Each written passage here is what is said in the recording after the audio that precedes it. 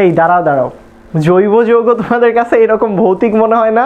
Right, মানে এরকম ভৌতিক ভৌতিক লাগে কি লাগে না বলো তো?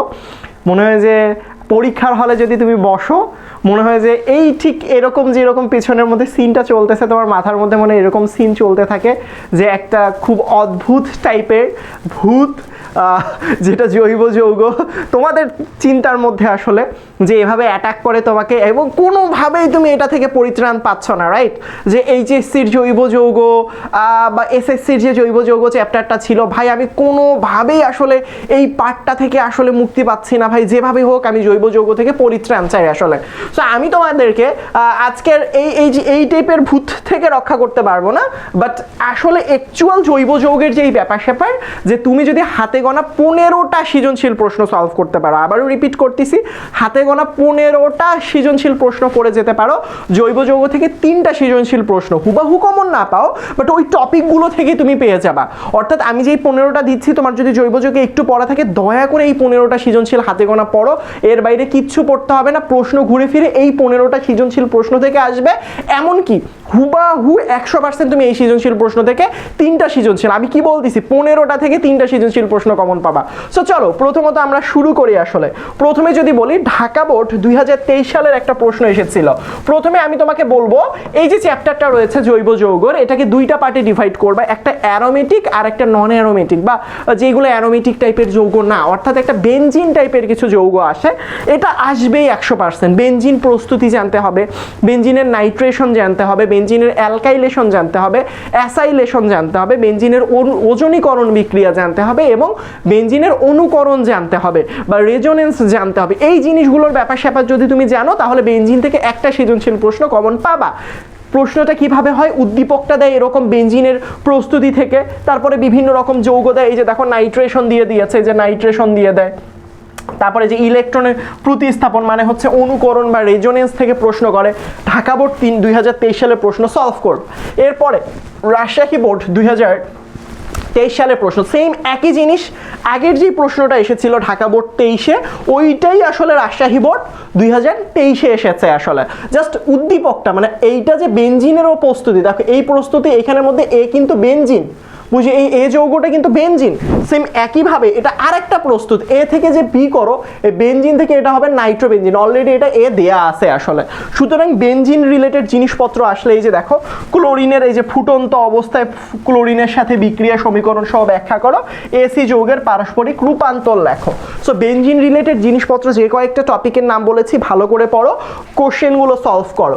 তারপর কুমিল্লা বোর্ড 2023 সালের একটা প্রশ্ন দেখো, সেম বেনজিন রিলেটেড, যেটা ফেনল, আলাদা আলাদা আসলে বেনজিনের প্রস্তুতি থেকে আসলে উদ্দীপকগুলো তৈরি করা। দেখো দিন শেষে সব বেনজিন 4 থেকে 5 ভাবে প্রস্তুত করা যায়, তোমার বইয়ের মধ্যে দেয়া আছে। তো 4 থেকে 5 ভাবে বেনজিনের প্রস্তুতি জানতে হবে, যদি তুমি আসলে জানতে চাও যে বেনজিন আসলে কিভাবে আসলে বেনজিনের প্রশ্নগুলো আসে, উদ্দীপক ধরতে চাইলে প্রথম ফরজ কাজ কি? প্রথম ফরজ কাজই হচ্ছে ভাইয়া বেনজিনের প্রস্তুতি পড়া। তার পরবর্তীতে দেখো এ থেকে বি তৈরির কৌশল, মানে নাইট্রেশন চেয়েছে এখানে বেনজিনের। তারপরে এই যে এ বি সি যৌগের সক্রিয়তার ক্রম, মানে এটা হচ্ছে ওই যে রেজোনেন্সের কথা বলেছে সেই জিনিসগুলো দিয়ে দিয়েছে। তারপরে দেখো সেম এই যে বেনজিনের পার্ট দিয়ে আরেকটা প্রশ্ন করেছে যশোর বোর্ড 2023 সালে, সেম প্রশ্ন, সমীকরণ সহ ব্যাখ্যা করো, রেজোনেন্স ব্যাখ্যা করো। সো বেনজিন থেকে বাঁচতে চাইলে বেনজিনের প্রস্তুতি জানতে হবে। রাইট, এই সেম ভাবে দেখো আরেকটা বেনজিনের প্রস্তুতি দিয়ে দিয়েছে, সেম জাস্ট এইগুলো বেনজিনের প্রস্তুতি ভাইয়া, সেম একই, জাস্ট এই যে দেখো পাই বন্ধন আছে কিনা এটার জন্য বেনজিনের ওজনীকরণ বিক্রিয়া জানতে হবে, বেনজিনের সাথে ওজনের বিক্রিয়া, এই জিনিসগুলো কিন্তু বলেছি পড়তে হবে, গ্লাইঅক্সাল তৈরি হয়, বুঝছো। তার পরবর্তীতে দিনাজপুর বোর্ড 2023 সালে আরেকটা প্রশ্ন এসেছিল, সেম ভাইয়া বেনজিনের প্রস্তুতি থেকে আসলে প্রশ্নটা দিয়েছে আসলে ওরা। এই যে দেখো বিক্রিয়ার কৌশল আলোচনা করো, কে বেশি সক্রিয় ব্যাখ্যা করো। সো বেনজিন থেকে কমন পাইতে চাইলে এই টাইপের প্রশ্নর কোনো বিকল্প নাই। সো এতক্ষণ গেল বেনজিন রিলেটেড। এখন বেনজিন ছাড়া, মানে যেগুলো অ্যারোমেটিক যৌগ না, এখান থেকে কিরকম টাইপের প্রশ্ন আসতে পারে ভাইয়া? খুবই সোজা, সমানুকরণ বিক্রিয়া আসতে পারে, সমানুকরণ থেকে সিস ট্রান্স এই জিনিসগুলো আসতে পারে। তার পরবর্তীতে আসলে হচ্ছে মার্কোনিফের নিয়ম দিবে, অ্যালকিনের ওজনীকরণ বিক্রিয়া দেয় 1 ডিগ্রি 2 ডিগ্রি 3 ডিগ্রি অ্যালকোহল প্রস্তুতি আসে গ্রিগনাট বিকারকের সাহায্যে, এটা জানতে হবে। কেনিজারো বিক্রিয়া জানতে হবে, অ্যালডল ঘনীভবন বিক্রিয়া জানতে হবে। এর পরবর্তীতে হচ্ছে অ্যালকোহল শনাক্তকরণ লুকাস বিকারকের সাহায্যে, এইটা জানতে হবে। এছাড়া SN1 SN2 বিক্রিয়া জানতে হবে। এইগুলো যদি মোটামুটি জানো তাহলে বলা যায় যে হ্যাঁ আরও 2টা সৃজনশীল প্রশ্ন কমন পেতে যাচ্ছ। সো এইগুলো সেম, এই যে দেখো অ্যালকিনের ওজনীকরণ বিক্রিয়ার সাহায্যে এখানে উদ্দীপক দিয়েছে, এ যৌগের শনাক্তকরণ হ্যালোফর্ম বিক্রিয়া করে আলোচনা করো। এই টাইপের প্রশ্ন অবশ্যই সলভ করবা। সেম একইভাবে দেখো এটা অ্যালকিনের প্রস্তুতি দিয়েছিল অ্যালকাইল হ্যালাইডের সাহায্যে।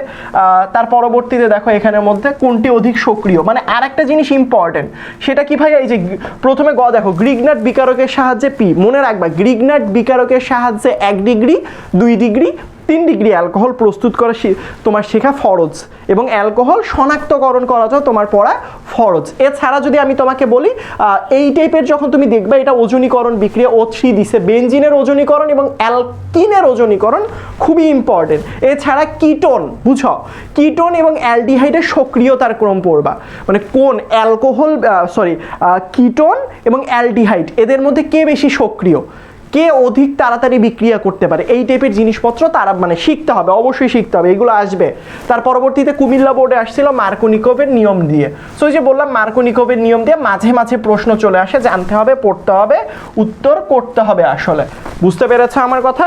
সো তাই আমি মার্কোনিকভ রেখেছি। তার পরবর্তীতে দেখো অম্লধর্মিতা, অ্যালকাইন যে অম্লধর্মী প্রদর্শন করে এটা ব্যাখ্যা করতে হয়। এই যে দেখো একটা অ্যালডল ঘনীভবন প্রদর্শন করলে আরেকটা কেনিজারো বিক্রিয়া প্রদর্শন, অ্যালডল ঘনীভবন এবং কেনিজারো বিক্রিয়া পড়া তোমার জন্য ফরজ আসলে।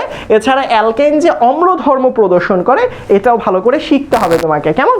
তার পরবর্তীতে দেখো যশোর বোর্ড 2023 সালে এই যে প্রশ্ন এসেছে, উদ্দীপকের পি যৌগের সংকরের অরবিটাল তেমন একটা আসে না, বাট এইটা পড়ো, কিউ যৌগ থেকে পি যৌগ তৈরি হওয়ার কৌশল, এইগুলো জানতে হবে ভালো করতে হলে। এছাড়া 2023 সাল চট্টগ্রাম বোর্ড ওই আবারও ওজনীকরণের বিক্রিয়া চলে এসেছে, এই যে ওজোনাইট ওজনীকরণ বিক্রিয়ার সাহায্যে এগুলো শিখতে হবে। এই যে 2 ডিগ্রি অ্যালকোহলের মাধ্যমে প্রস্তুতি কৌশল আলোচনা করো। সো এইগুলো পারতে হবে ভাইয়া। তারপরে দেখো বরিশাল বোর্ড 23 সালের আরেকটা প্রশ্ন আছে।